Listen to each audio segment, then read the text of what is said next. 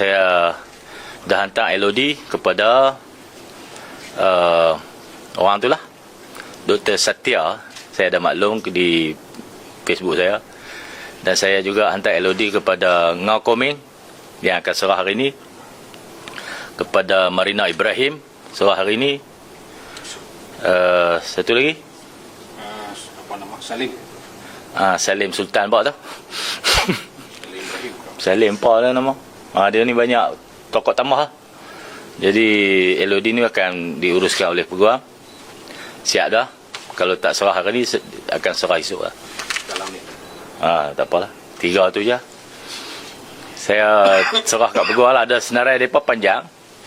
Dan ada nama-nama yang memesongkan fakta, menokok tambah, memutar belit. Dia mengaut keuntungan. Nak pusing cakap saya. Dan dapat LOD tu kita tuntut 7 hari. Dia mohon maaf lah. Itu dia kena kontak dengan lawyer saya lah. Kalau tidak kita pergi bicara lah. Siap duit lah. Okey, itu je lah maklum.